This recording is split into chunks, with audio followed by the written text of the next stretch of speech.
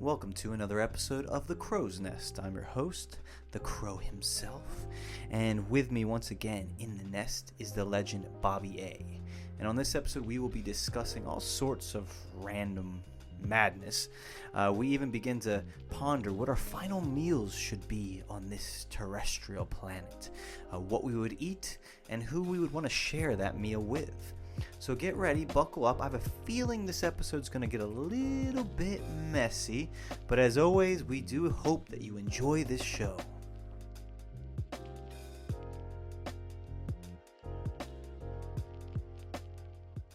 What up? This is going to be a Hello, shorty episode since we don't got the time, or we got time, but we don't got time together.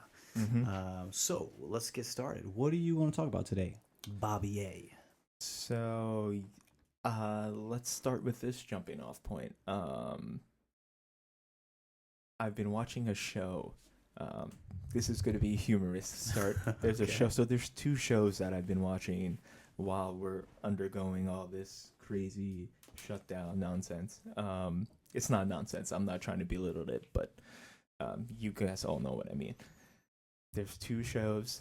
They're both from Canada, and the thing that I've realized about watching like a lot of comedy is Canada produces excellent comedy and comedians in general. Jim Carrey, John Candy, there's just so many legendary comedians that are all Canadian. Yeah. And so they have a great sense of humor. It's what I've gathered from this. And there's two shows in particular. There's one, so we're all familiar with Always Sunny in Philadelphia, right? Mm-hmm. Yeah, of course. So Are they all Canadian? No, they're not. Okay. They're all from Philadelphia. Well, most of them. But there's an equivalent called Trailer Park Boys, which is the setting is like a trailer park in like rural Nova Scotia. So like right in the middle of nowhere. It's basically the hick version of Canada, and they all go by one way. No one has a last name except for like two characters, and everyone only knows each other's first name. That's how like greasy it is. Everyone only has a first name because they literally don't know their last names because they have no birth certificates or anything. It's like a really hick trailer park in the middle of nowhere in Nova Scotia. But the comedy is so hilarious because not only because they're aware of this, it's almost a satire on it. Like, people think, oh, this humor is stupid. It's like Always Sunny. It's the same way they'd be like, this is toilet humor. It's stupid. It's like, no, but that's exactly what it's designed to be. They're trying to do that because they're trying to be satirical about it. And that's why do you think Danny DeVito, one of the greatest actors of our time, watched Always Sunny the first season? You know the story of how he got it? He saw the first season, and then he called up the three creators, Charlie Day, Rob McElhenney, and Glenn Howerton, and he's like, write me into the show. I'm going to be on the show. Danny DeVito liked it so much, he demanded to be on the show, and now he's a legendary character. So the Canadian equivalent of that is called Trailer Park Boys. And the premise is, it's just like these 15 characters that are all like really trashy. They have very little intelligence. Like, none of them have gone past like high school grade and stuff like that. But like, just the stories that it tells about friendship, about career, about like advancement, and like they even have subtle like existential and like philosophical things, and it's all masked under like ridiculous humor. Like, there's the guy who runs the park is like a complete drunk, and his name is Jim Leahy. He's one of the few characters that has the last name because he was a police officer. He's an ex-police officer that got thrown off the force because he was not just an alcoholic. He was just like he was an alcoholic for enough for two people. That's how much he drinks. So, but the show's so funny to me because it's one of those where like you can sit back and laugh. There's classic characters, but it's also one of those, it's like they're actually saying very significant and important things about not just this lifestyle, but in comparison to other types of lifestyles, and they do it in such like a clever way. So it's Always Sunny does the same thing. There'll be episodes where you'll be like, oh, for instance, there's one episode where the bar tries to win an award, but it's clearly an analogy for how much they don't care that they've never won like an Emmy award and stuff like that. Gotcha. Okay, gotcha. So Because things they've like never, that. Always Sunny has never won an award. Never. Ever. They've never, I don't even think they've ever been nominated for anything. What's crazy about that show is that, right, how many seasons has that show been on? 14. 14 years of cable programming. Yeah. And like, it's like you said with Ancient Aliens, it's like you can knock it, but if people you like it, dude, if you're on a show, if a show lasts for 14 years, you have an audience. Like, how many shows last that? Like, not the majority. I mean, dude, if a show lasts like 4 or 5 seasons, it's a success. Correct. Yeah. You know what I mean? So if you're 14 years, that's insane. Yeah, that means not only that the audience likes you, the network likes you, there's demand, you can write well, and the best vindication for Always Sunny would be Time magazine, which is one of the last bastions of print journalism's left in the United States, or in the globe for that matter, said, why is everyone looking for the next Seinfeld when it's already been here for 14 years? And it was an article about Always Sunny. They were like, why are you looking? You've been right in your face. I think it's with Always Sunny because they are so much in the realm of like bathroom humor that people don't want to give them the credit that they probably deserve. You know what I'm saying? But it's actually a smart show too. Exactly. I mean, because I lost track of that show, but I watched, I think on YouTube it came up. I saw the clip of the dance scene, the choreography when, what's the character's name? Mac. When Mac, he goes through his physical transformation, right? Because for all these years of the episode, he's been like gaining mass, as he says in the show. Correct. And then in that carbo loading. Carbo loading. And in that episode, he does this elaborate, which you can see if you haven't watched the show, he does this elaborate dance sequence. Like, it looks like you're watching like a music video. Like, the quality of the performance, like he had to learn this elaborate dance sequence which he's doing with this dancer, this choreographer.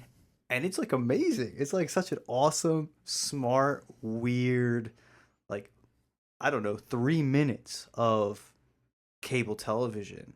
Like, it's just a bizarre, like they do bizarre but fascinating things. But it's like very calculated. And the way they did it. And it was actually incredible. It's amazing. It's so good. So the second show, which it's very similar to both of these shows. So you can kind of see where like my humor comes from. Yeah. It's called Letter Kenny. So like a envelope letter and then the name Kenny, and you put it together. It's called Letter Kenny, and it's a fictional town in Canada, and also rural Canada, where there's only a population of 5,000 people total in the entire town. So everybody knows each other, and the story follows these 3 farmers who own a produce stand on their farm in like the middle of nowhere, Letterkenny. I think it's Ontario, Canada, I believe. And the other side of the story is 2 hockey players from the same town. So you get an insight into like the hockey culture, and then an insight into like the farming. It's basically like if you were in what's a big football town like Texas, like how football is almost a religion and a way of life in Texas. Yeah, but like you also have like the farming and like the drilling. It's basically the suburban Texas equivalent in Canada. And what's funny is one of their sayings, which every character says, is Texas size 10-4. And I think that's part of the intelligence of the show. Like, they're literally telling you to your face, because the word 10-4 means like Roger, copy that, and they're telling you like this is our equivalent of rural Texas size 10-4. That's all they say that all the time.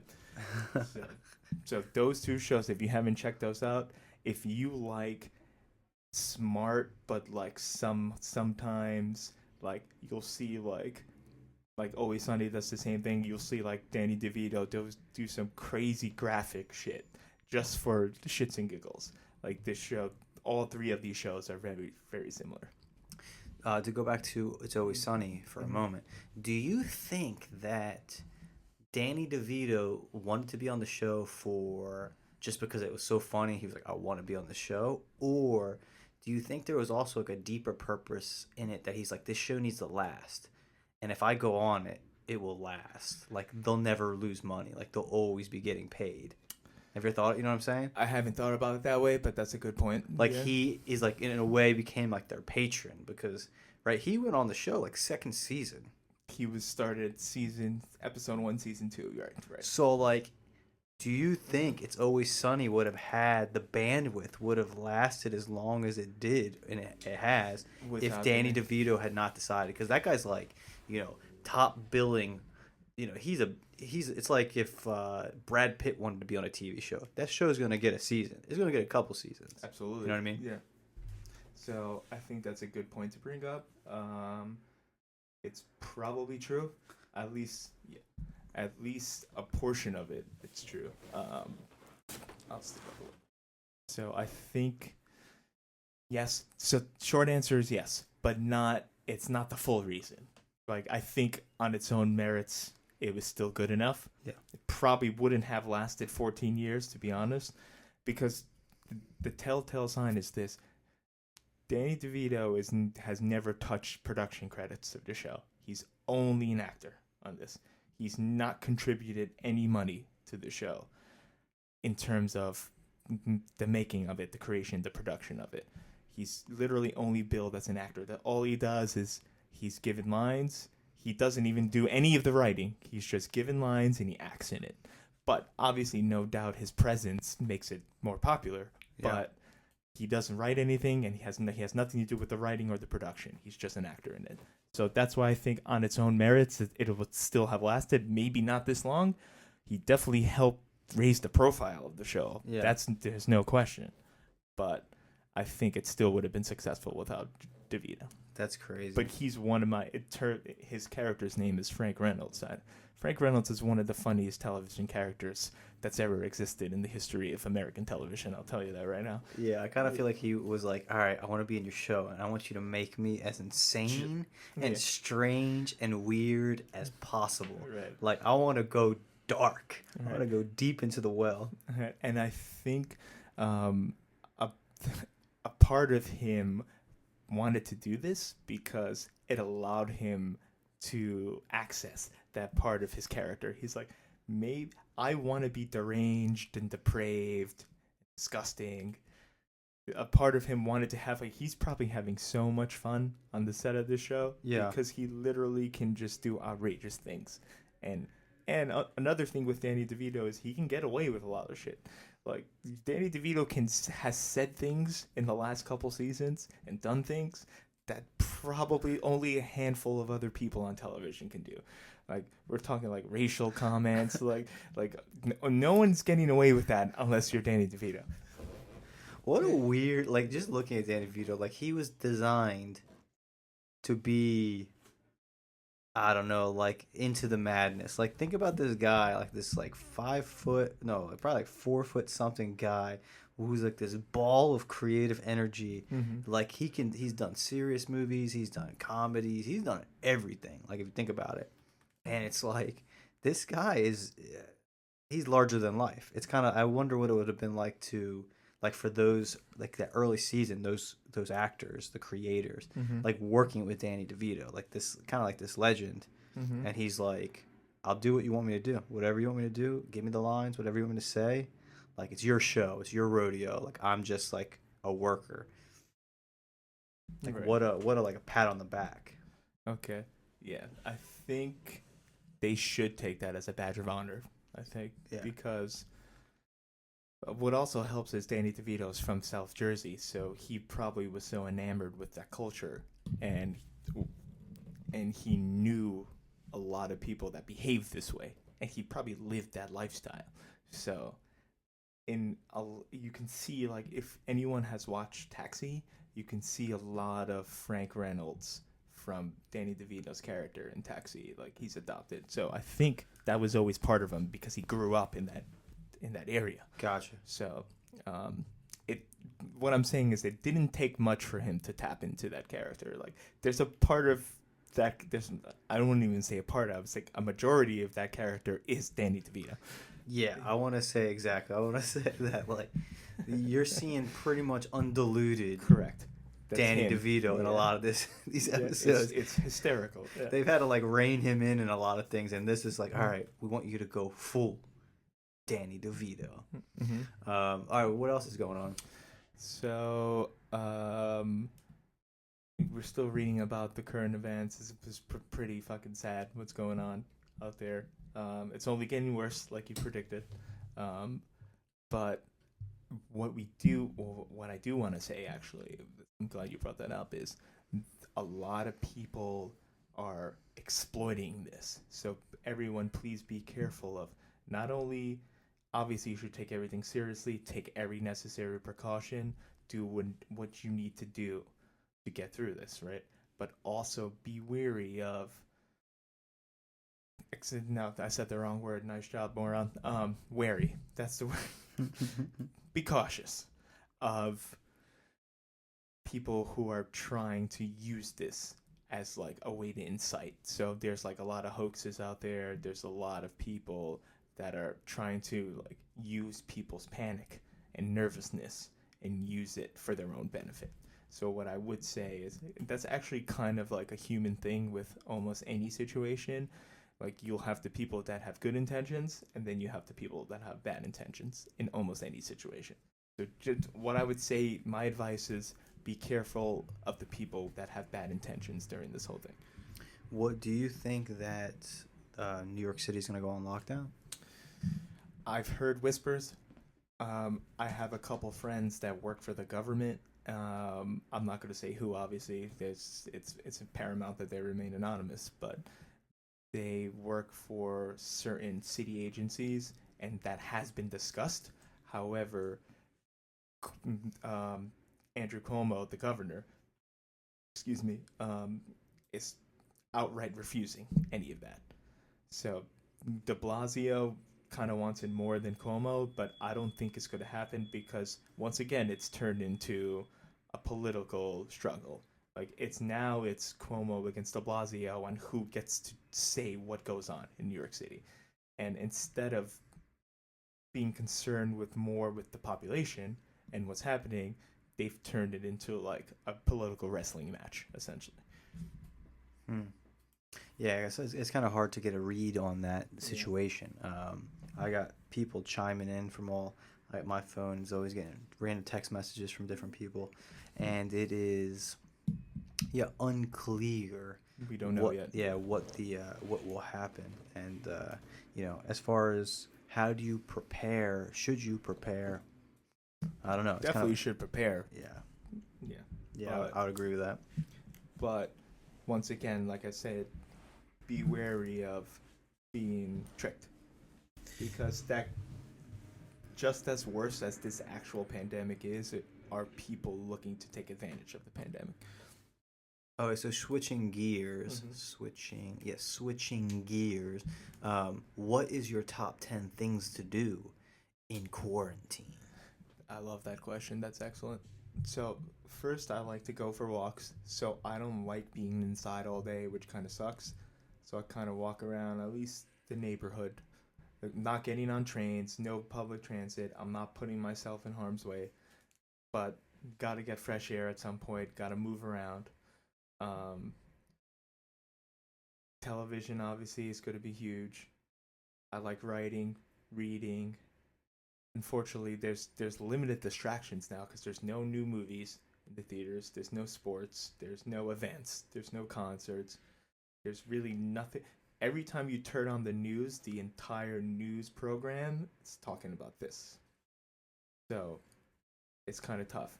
But like reading, writing, television, trying to get limited exercise in.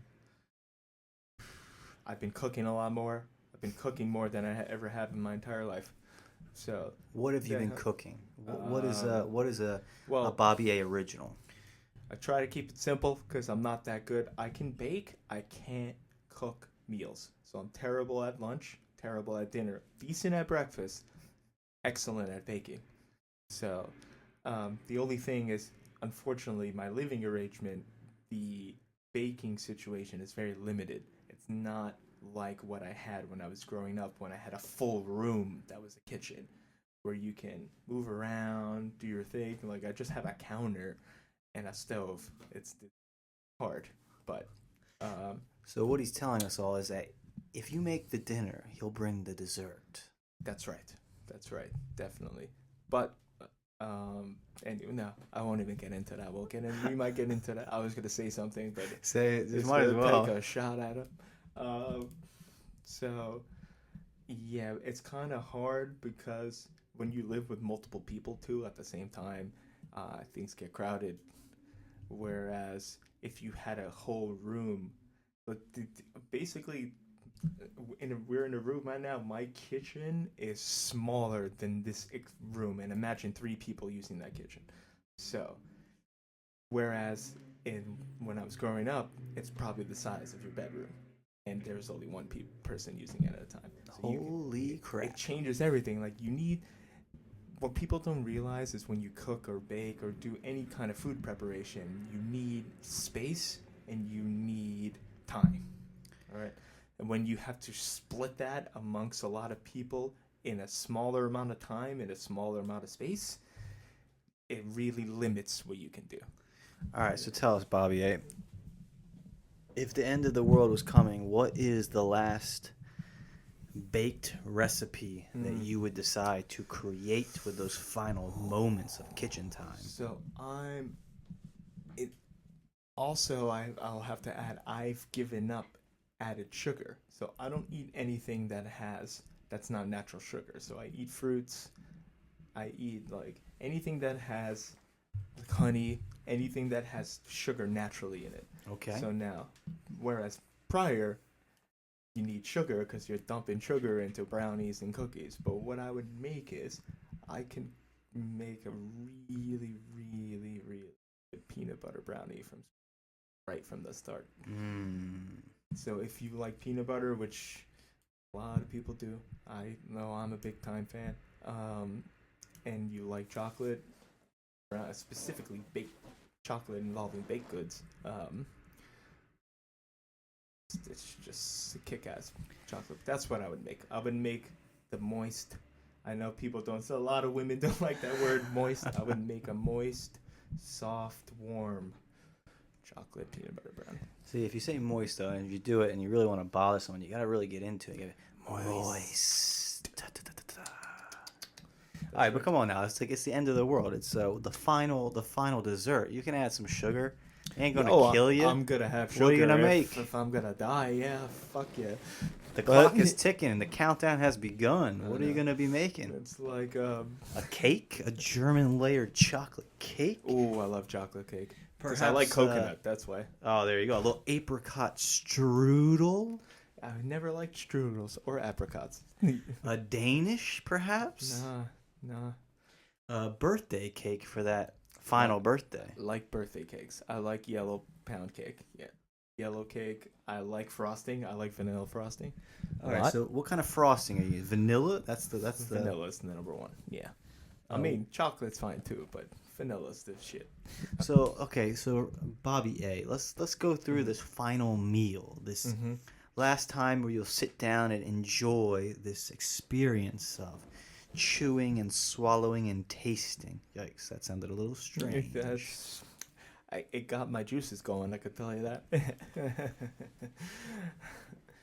But go ahead, proceed. Take us through this final meal, this dinner, let's say, with maybe an appetizer, a main course, a dessert, a drink, perhaps. Lay out the scene. Paint a picture with your words. Okay, so I picture myself in a custom fitted suit. White shirt, open collar, no tie, pocket square, nice watch on my right hand, right wrist, fresh haircut, a little bit of product so it stays in place because I got the creamer. You're really going. painting this scene. Yeah, I got the creamer going, so a little bit of product so it doesn't get too crazy. Sitting down, and before me, first comes a glass of Johnny Walker Blue. On the rocks. Johnny Walker Blue on the rocks. That's the first thing that comes. Second thing that comes would be a little cream spinach. Okay, cream spinach. A little cheddar mash. Okay, some little garlic in that cheddar mash. Yeah, you better believe it, pal. We got maybe. Can we do all cuisines? It's a mix and match. Then I'm getting some dumplings. Some dumplings are coming in. A little pork dumpling, a little pork dumpling. All right. Pork dumpling, with the soy sauce. Yeah. A little bit of chives on that pork dumpling too. Don't forget about those. So that's my appetizer with those three things. And then comes my boy, the fried chicken. Okay, fried chicken. Whole chicken. A whole chicken. Yeah, but not the whole bird, like fried wings, right, so segmented. Fried breast, fried thighs. Yeah, exactly. Not the whole bird coming up. Now, where are you going to get this fried chicken from? There's a couple places. Anywhere in the South, I'll take it. Any like mom and pop restaurant. You're hearing the wild sounds of the Ridgewood streets. Yes, I did hear that. That's a little bit of reggaeton for anyone who likes that. I know. I'll partake from time to time.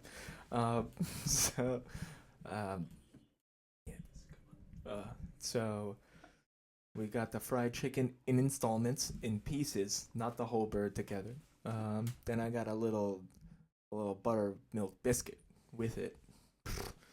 And then you're going Southern cuisine. Yeah, it's the best. And also, I'm going to give you a little Italiano as my second entree because I'm going in for this one. We're going straight up ravioli, baby. Just classic baked ravioli with the cheese on the top as well as the inside, baby. Oh. Yep. And then the little basil on top. Tomato sauce. The Italiano. Yeah. Oh, yeah. Very nice. And so those are my two main dishes. I got the biscuits on the side. Maybe another side. Maybe a little I might need a little starch on the side too. Maybe I had the potatoes already. I'll save the potatoes from the first time. So I'll keep those around. So we're keeping the garlic cheddar mashed potatoes. Right. They're coming along for the entree, right? And then dessert. Now tell us, what is the dessert? This final meal, Yep. something to cap off the life lived by the infamous Bobby A. Right. What dessert will he eat? All right, and also keep in mind those Johnny Blues are flowing like the salmon of Capistrano. They're nonstop. Don't let me see the empty glass. Just like McConaughey says in Wolf of Wall Street, he's like, "Don't let me keep them coming. I don't want to see an empty glass." Yeah. So, just keep. Then for dessert, we're going to do a double dessert as well. We're going to get your classic, like, hot, warm brownie. Maybe a little ice cream. Maybe a little vanilla bean? A little vanilla bean ice cream around All right. top. Just a scoop. Just one scoop. I don't need Just too a much. taste. With the fudge syrup on top. That's number one. And then I'm going Italiano again on the side with a little tiramisu. That's it. That's my final meal. All right, so now I'm going to throw it to... No. I have a final question. So Okay, will you be dining? Will you be eating alone? I will not be eating alone. Will we have a lucky lady? Ideally, we would have a total rocket launcher of a woman there. We're talking 11 out of 10. We're talking a complete missile, brown hair, blue eyes. Just a complete beautician. A hockey lover, perhaps Yes. a Canadian? Would prefer a Canadian. Preferably a hockey fan, of course. That's why I love, for anyone who knows me, they know I love Evangeline Lilly because she's from Edmonton, Alberta, Canada. Not a big deal. Oilers fan. No problem with that. All right. Also, my girl, Kobe Smulders, Vancouver Canucks fan. How are ya? There we go. One of those two. Maybe one of those two ladies. And if anyone in the deep world has listened to this podcast and is friends with or can contact any of these two beautiful top shelf ladies, and please do and send them to Bobby A. I'll take you out to that dinner yesterday. So, all right, now we got to do it for you, Crow. We got to throw it back to the core for this one. Let's see. Start to finish. Final meal. Yes. All right, let me ponder this one for a moment. You got to tell me what you're wearing too. That's important. Okay, so if we're all right, you definitely touched on the attire. So let's imagine black suit, Love it. European style. Ooh, the European cut. Like Correct. Right. I'm gonna say He's an black Italian man. suit, black suit, with a vest. I'm gonna do 3-piece, 2-button. You're doing the waistcoat too. Ooh. Doing the vest and the jacket. You got the pockets watch coming? Oh, not the pocket watch, but I'm gonna be wearing a gold watch with a leather band. I'm keeping it 100% classy. That's right. Not too flashy.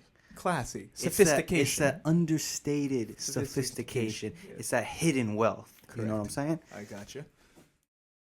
I think I'll be dining for 2 because I'd like a little conversation with this meal. And now let's break it down. Yeah. So we're gonna do an appetizer. At the end, we're getting the lady involved. You're telling me what she looks like too. Okay. But go with what's Let's the start appies? with the food Appies first. coming. Right. All right. So we're gonna go with an appetizer. So I like how your mind's at, where you're traversing the globe. I want to say I would like to start with a soup of some sort, maybe a Thai soup, something spicy, but with tangy, a little tangy, with a little coconut oil, a little coconut milk, something to open up the palate. Let's say. Right.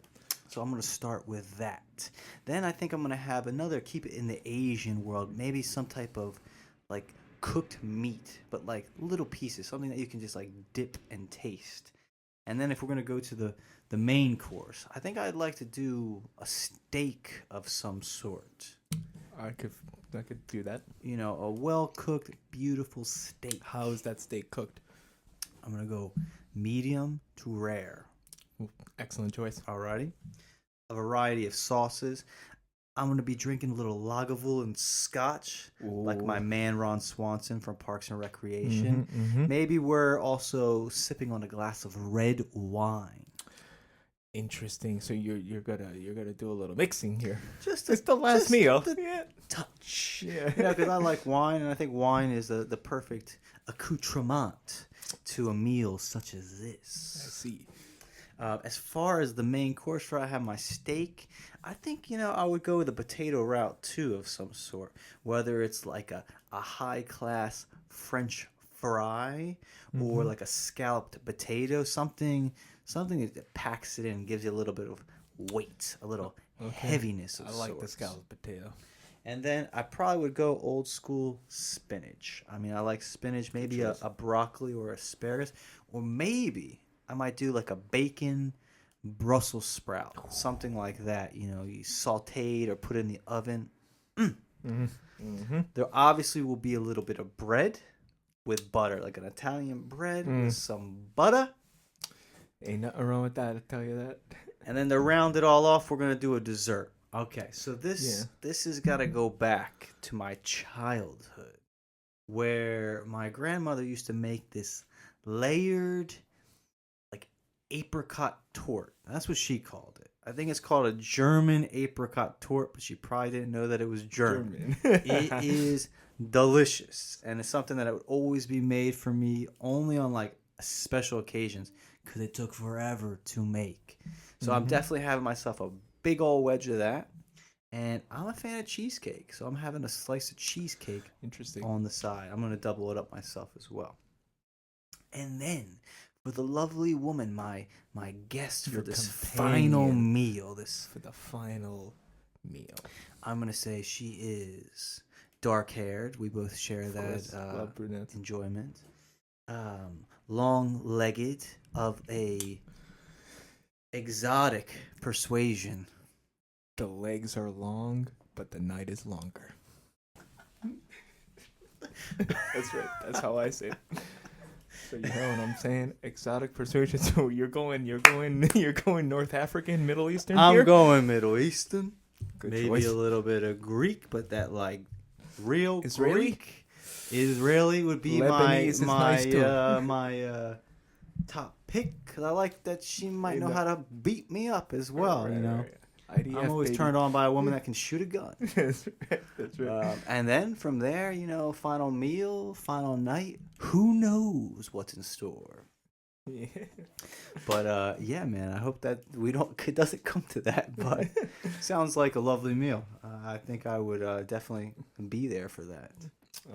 I love that. So, what if we were just next to each other having these meals in a dimly lit restaurant where both of us are in the back booths, mafia style, so no one can come up from behind us. I'm at the wall. You always sit by check the wall. all the exits. I want eyes on all Yes, the exits. I want everything in front of me.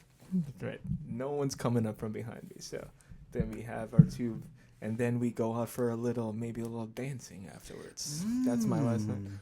Oh. So for those of you who do not know, Bobby A is a wonderful dancer. Yes. The man has moves that go back 4 or 5 generations. I've cut the rug on the D floor many, many times. So what kind of dancing will we be doing? We doing like some classics, some Latin dancing? Yeah, definitely that's involved for no doubt. We're also doing a little bit of just like we said before, we want this to be elegant and graceful. So we're doing a little bit of Frankie. Frankie's involved. There's a little bit of Frank Sinatra. We're doing a little bit of like just ballroom dancing. The blue-eyed one himself. Right, a little ballroom, a little Bobby Darin, a little like 50s. Then we can even take it back a little further. We can swing a little bit. Even though I don't know how to do it that well, but we can also do not prom dancing. Just not prom dancing. Like that's the line. No prom dancing. And no like over the top electronic house music. That's not. So we're not doing any EDM. No, we're not. I'm not jumping up and down and shit like that. No. So what I'm hearing is that we're pretty much going to be going out on a 50s style classic. Yeah, think mid 20th century. Correct. 20th century date. That's what it is. That's exactly what it is. You hit it. You know, it's kind of funny. I was thinking about this is that, you know, the styles of the 50s. I mean, you could dress like that today. You could live be like the that coolest today. guy ever. And yeah, correct. You not only would blend, but you would stand out, but in all the positive ways. You know, 80s, no, you can't roll it. You know, you go back to the 20s, maybe. But anything now, like, no way. Like, it's timeless. 50s style, timeless. Timeless is the right word. So, right, like, look at... I mean, I don't know, but I think I can say the same for you, but you can correct me if I'm wrong. Whenever I'm walking down the street and people are around, the person I think is the coolest is probably someone that's dressed like they're from the 50s or the late 40s, early 50s, or even like Boardwalk Empire time, like late 20s, early 30s. Like full suit, pea coat, hat. I mean, I'm not a hat guy. I don't look good in those bowler hats or like those fedoras, but I would just rock it without the hat. Like that exact look, but no hat. Yeah, no, I 100% agree. 150% agree. Like when you see someone that's dressed like either Mad Men or Boardwalk style. Correct. That for those that can picture. I mean, you can even go like Peaky Blinders, like anything also that's kind of great. like when you dress like in a suit. I mean, that's what's interesting is like that used to be the case. Like you wore suits. Like you went couldn't out go on a outside date, without a suit. You wore a suit. Yeah. You had a shirt with a tie on. No matter, you cutting your grass, shirt and tie. Yeah. And I mean, I don't dress like that. I don't think you dress like that. But you got to say, man, people do take you a lot more seriously when you're dressed in a shirt and tie. That's right. It's we've kind of lost that luster. I think it was really cool that you didn't even go to the grocery store. Like, especially, I actually started watching Peaky Blinders. Also, Aidan Gillen is on Peaky Blinders. How are you? Not to ruin it for everyone, but that guy's the man. He basically plays Baelish. You don't really have to watch it if you don't. Just think of Baelish in late 1920s Britain. That's what it is. That's his character. Correct. So there's no difference. But I love that guy. That guy's the man. So you didn't even go to get milk without throwing that suit on, and like full suit. We're talking it's like 4 pieces in that thing.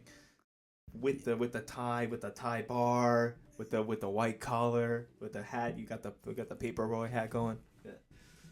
It's a better time. 100%. Like, yeah, man, you took a lot of pride in how you look. Even it's like if you were poor. Like, that's the thing. Even if you were poor, you dressed nicely. Mm-hmm. Like, to your ability. But, like, let's say the quality might not have been as good, but dressed, like, you still wore the same outfit. You were wearing a shirt, jacket, tie, everything. Yeah, it's a crazy thing. Even westerns, man. You'd be like watching a western. Like, there'll be essentially a jacket with a vest, a shirt, like undershirt, tie. Like, yeah, it's like, dude, it was far cry from that time period. Right. And I think, I mean, obviously comfortability is paramount now. Like, people want to be convenienced. So, like, I understand. I'm not saying people that dress now are dressing poorly. You can dress in the style of today and still look really cool, right? But at least for me, if you're asking my personal preference, if I'm going out for a special occasion, it's gonna be an elaborate getup, a la Nucky Thompson, a la what's his name, Tommy Shelby, Tommy Shelby, yeah, a la Don Draper, exactly. Yeah, dude, it's yeah, man, style's a big thing. I don't know, because style is like, people knock on fashion and they're like, oh, it's a niche thing. No, style is literally how you portray yourself to the world. It's the painting that you're painting, and it's a lot of times it's everyone's first impression of you. It's your artistic representation of yourself to the world. That's your style. Damn. All right. So yeah, you just like cracked the code, I think, in that respect. Like, you're right. Like, I got to think about that now. Like, I don't think I put nearly as much effort into style as a grown man probably should. Yes. That's why, I mean, if people who do have that in the back of their mind are usually the people that are the best dressed. So like men or women, doesn't matter. Yeah, it's very true. Well, I think women dress nice. I mean, always, and there's like a scale, like, but I think like if men are like, I feel like the scale is like broader. Like, if you're a man, it's like you could be a 2 or you could be a 10. Correct. I feel like with women, it's like very rarely are they below a 5. I know. Also, what's easier for us as men is just like you said, just stay with the classics. Be timeless. It's easy for you. A woman is completely different. That's why I respect women and their fashion. It's way harder, much more difficult. Well, you have a lot more options. I think that's and more options makes things difficult. And like you said, you throw on that European cut black suit. That's it. Done. It's so simple. It's very easy. So Bobby A and myself, we used to have a good friend. We still do have a good friend. But remember when he used to exclusively wear suits? He wore exclusively like 3-piece, well-cut suits to work at a retail store. And I'll be honest, that man looked suave. Amazing. Yeah. Dude, if you saw him walking down a New York City street, you thought he was going to a business meeting. He was a bigwig executive. Yeah, that's why I loved going to happy hour with him, dude. People were looking at this guy. It's like, this guy just traded stocks in the Far East, and we just made a business deal in Ukraine. We're in a dive bar in downtown New York City, Manhattan. The dichotomy was incredible. He's got like these 2 like roughnecks with him, and then here you have this diamond in the rough. Right. Yeah, you have like this dude from New Jersey, and then you have like this guy from the Bronx wearing a NASCAR t-shirt, and then you have a guy with a 3-piece suit on, just like looking like he just closed the deal. You know the man better than I do. When did he start this suit wearing? So initially it wasn't like that. I've known this. It's crazy to say. I've known this man for 13 years, and it's a long time. It's a very long time. And initially, no, like he would still be well dressed, but it was more like jeans and shoes, like the trendy t-shirt, like those. I'm sorry, I can't pull off those t-shirts. Those like $180 t-shirts. It's like, why don't you just rock a Hanes t-shirt? It doesn't look different. So he was one of those, and then he just transformed into like full on advertising executive look, Wall Street powerhouse. Yeah, and I don't know what brought that on. Yeah, what was the catalyst? I think it was he built such an attachment to Kenneth Cole, the brand, and he just got so many discounts. We're narrowing it down. Yeah, I think that's what it is, to be honest. I think he shopped at Kenneth Cole so much that he got so many discounts and like pre-sales and all these things that he just started looking amazing. Like we're talking like a Tuesday. He's coming in for a 5-hour shift on a Tuesday night, and he's rocking a 3-piece beautiful Kenneth Cole suit. Yeah, beautiful. With the shoes, he got the tie going, the tie bar with this pocket square. There was nothing that was missing. Yeah, it's like, what a transformation, man. Yeah. It's like, imagine... And then he put the shirt over it. That's the thing. Not to give away the story, but he had the shirt over that too. It is kind of crazy. It's like, dude, I just remember seeing him, and I was like, dude, there's like that. I don't care. He's doing something right, because this guy looks like $1 million anywhere he goes. And it reminds me of speaking of Don Draper and Mad Men, the show. Like, there's a scene, and I'm pretty sure you probably remember this. There's a scene where I actually haven't watched Mad Men. So you haven't? I do not. I would not know. Oh, okay, my roommate's watching now. I do have to change that, though. So there's a scene in that. So, right, let's just for those few who haven't seen the show or at least know of it, right? You have a show, AMC, that took place, end of the 50s into the 60s, right? And it's like when traditional advertising was probably at its peak, right? Correct. And you're watching these guys, this, good old boys kind of club, and you're kind of watching the day in the life of. But there's a scene in one of the episodes where Don Draper, who's this main character, suave, sophisticated ad executive, and he's in a Greenwich Village like flop house with a bunch of beatniks. And they're smoking pot and listening to music, and it's like he stands out, right? He's the square, let's say, in this hippie environment. And all of a sudden the cops show up outside outside the hall, and they're there, and all the people start to freak out, right? Because it's like, oh, they're smoking pot, they're beatniks, they're not the cops are against them, let's say. And they're getting real quiet, and you see Don Draper in this 50s style classic, like, black suit, white shirt, the whole nine, with the bowler hat. And he gets up, and they're like, what are you doing, man? Well, you gotta sit down. Like, what are you doing? He's like, nah, man. He's like, you have to sit down. He's like, I can go anywhere I want. And it's like an interesting scene, because it's very true, and you hear it from other people. It's like, nowadays we want to wear the suit. We don't want to wear the suit. We want to be like very comfortable. But there's something about the suit, because the suit is like it allows you entrance anywhere, because the person that wears a suit is important, quote unquote. They're supposed to be places. You don't really question the man in the suit.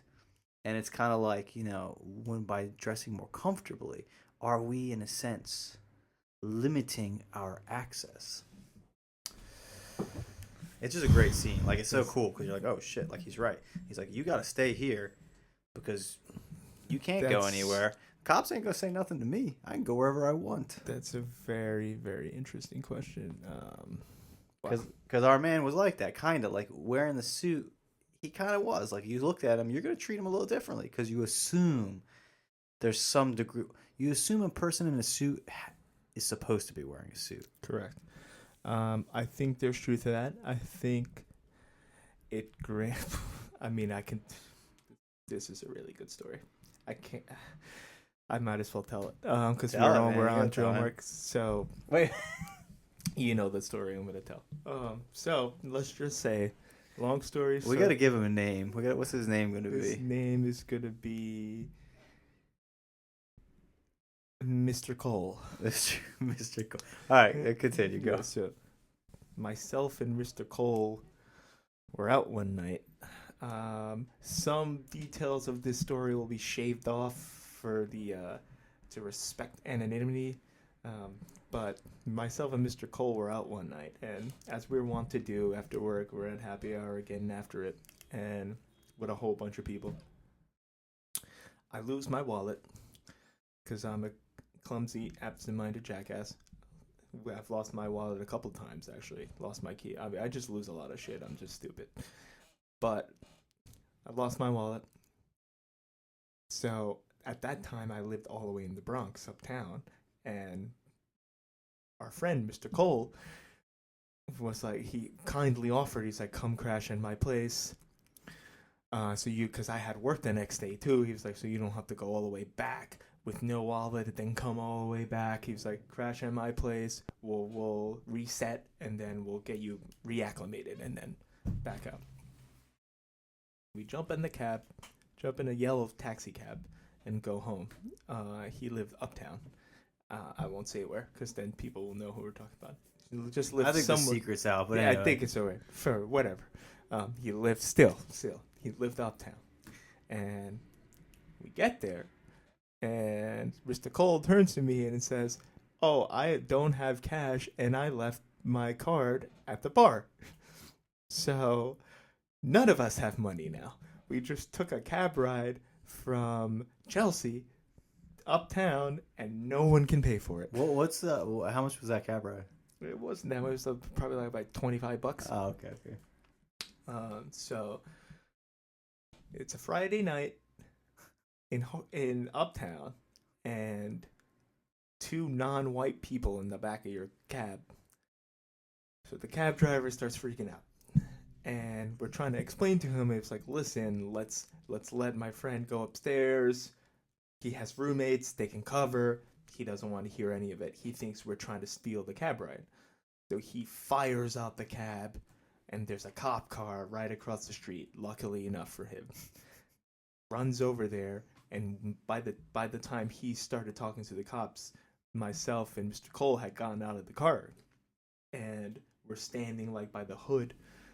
Like, we're both like severely inebriated at this point, as suffice it to say, I was pretty smothered at that point. And Mr. Cole was buckled up, so it's like we were in no condition to be dealing with this type of like trepidation. And cops come over, and the cab driver was like, they're trying to steal a cab ride, and he's like yelling, and the cops come over, and he goes, hey, you guys thought you can get a free ride? And I was like, no. I was like, I lost my wallet. I'm sorry, I don't have it. I can check me. I don't have any means of paying for this. And then the shitty part is we were too intoxicated to try to formulate that my friend lives a couple blocks more up there. Let's just let him go back and wake up. The only thing is it was kind of late, so he would have to wake up one of his roommates. They would have to come down and pay, but at least it could be paid. The cab could have been paid at some point. It was an emergency situation, but we just couldn't get this out. So the cops, and then I go, obviously when you're a little, when you had a couple, you're a little lubricated. I go, you guys, literally, you get smart-assed, and I go, you guys really should be out fighting real crime and not jamming us up for a cab ride. Said this to his face. Once I said that, next thing I know, I'm turned around, I'm pinned against a cab, and the bracelets are going right on my wrists. I don't remember this part, man. So I'm getting cuffed and getting taken to the holding cell. And we had to wait there. And then we got shuttled down all the way to what they call, what's called the Tombs, which is the nickname for the holding detention center in Chinatown, right where the courthouse is. You know where it is, the big detention center right there. It's called the Tombs in That's like right terms. by where Cam lives. That's correct. Okay. So we're in the Tombs, They take all of our belongings except literally the t-shirt I was wearing and the jeans. But Mr. Cole was wearing one of his Kenneth Cole designer suits. Fitted, custom made, of course. And we're walking in there. We get to the holding cell. And every single person in there, we're talking hoodies, sweatpants, jeans, t-shirts, like any kind of casual outfit you can imagine. And then you have me walking in semi-decently dressed, like graphic tee with jeans, the Air Jordan sneakers.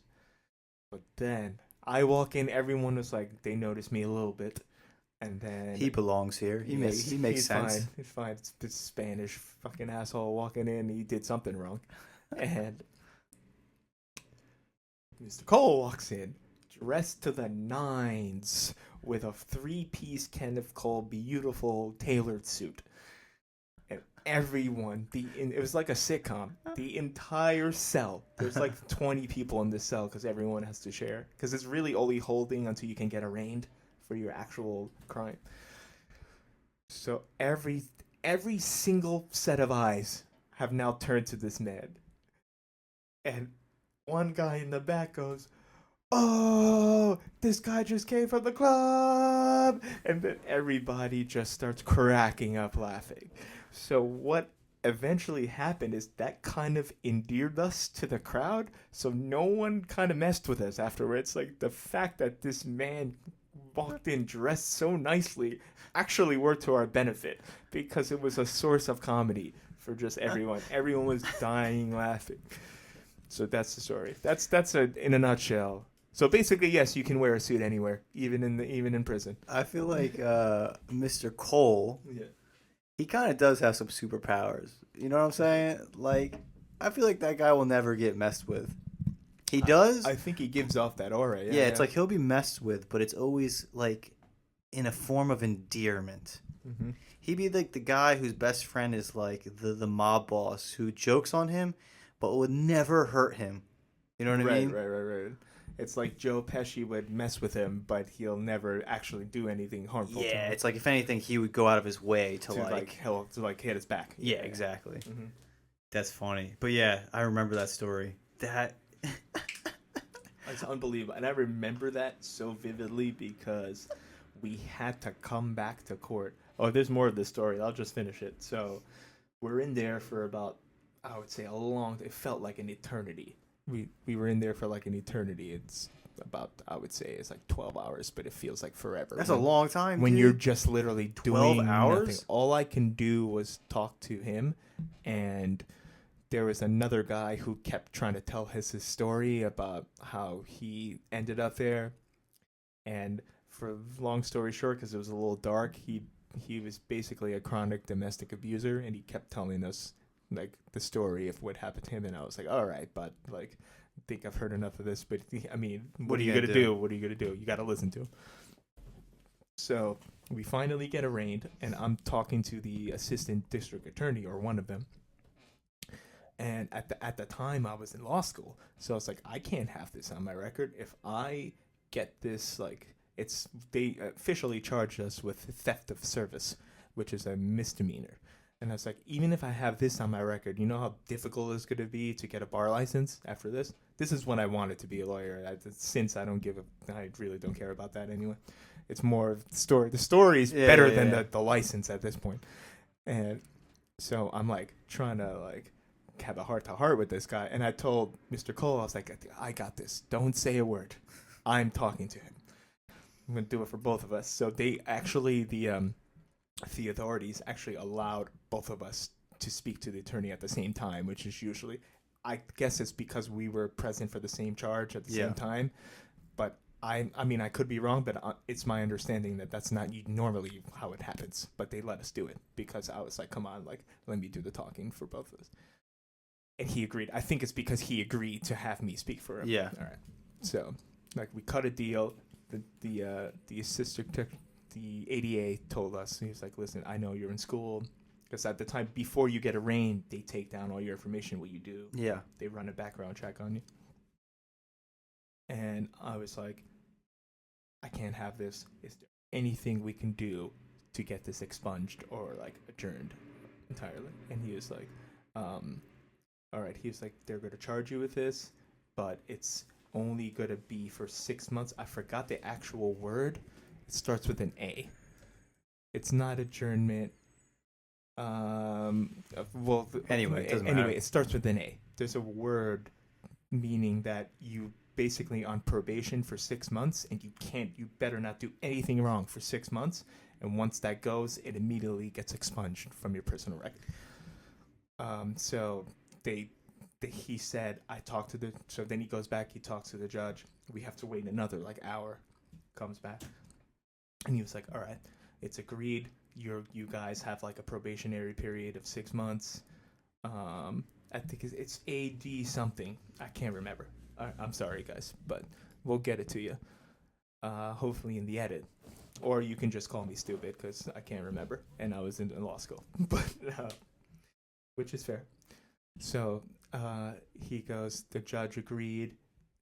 6 month good behavior, no incidents, you'll be fine. All right, so I was like, done deal. So we walk out into the courtroom, and me, the asshole that I was at that time, I walk out, and we have a couple friends. My parents are in the damn courtroom. Joe's parents, or like I think Joe's parent is there. His friends, like all of our other friends, like that crew, they're all there waiting for us to come out. And I come out like basically like Johnny Cochran after the O.J. Simpson trial. I'm like pumping my fist. I got my hands in the air because I know what the judge is going to say already. I know he's going to say, you guys are good as long as you don't do anything dumb in the 6 months. Which is, in retrospect, was really stupid because like I'm basically touchdown dancing before the actual final verdict is rendered. And I'm just going there like, so dumb. But I was young, and so they got us before the judge, our attorneys there, and the judge looks at us and he goes, Mr. Avery, Mr. Cole, how are you doing?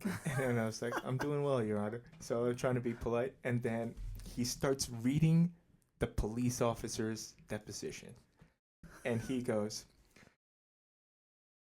like to cut all the other small talk, he goes, and then Mr. Avery says, quote, you guys should be out. He's reading this out loud in the courtroom.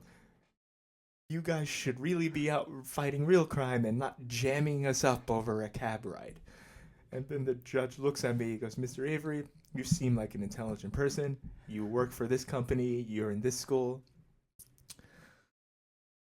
You're aware that theft of service is an actual crime, yes? And I go, yes, Your Honor. And he goes, and what do you mean by jamming up?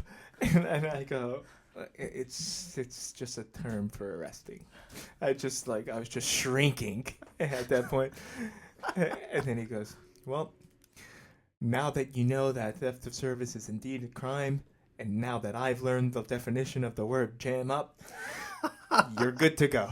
And then he rocks the gavel, and then we're good to go. Then we process this out, and then we have to come back in like a month and pay the cab ride. Mr. Cole and I had to split a what's the thing you get at the post office where you pay money order. Like a money order, yeah. You could, 2 money orders, half and half. Like 13 fit, like yes. something. And we had to pay the goddamn cab ride. I come to court, and then it was officially expunged from the record. That's crazy. That's the story. So it's crazy though that you couldn't like, because I understand like when you're hammered and you're trying to explain the situation. Yeah. But it's kind of crazy that afterwards, like they weren't like, oh, okay, we see this was a misunderstanding. Mm-hmm. Like, all right, like here, pay this and be done. That's probably my tone, dude. That's probably said it so like just so stubborn asshole like. I kind of I remember it. I wasn't blacked out. I remember saying it. I wouldn't have said it if I was completely sober though. But yeah, there you go. So there you go, folks. That's the story right there. That's one of my favorite ones. Mr. Cole, the legend himself, the one and also only. a legendary man. Yeah, himself. I would like to get him to come on here because I think he's that kid is so funny. It's not even that he's funny. It's just he's a funny guy. He is. He's such a cool person. I love to get him on here. Yeah. And he's involved in a lot of stories. He's the glue guy. Yeah, he's everywhere. Correct. He's always there for like everything. So I don't know. Anything else you want to say? You want to leave off with?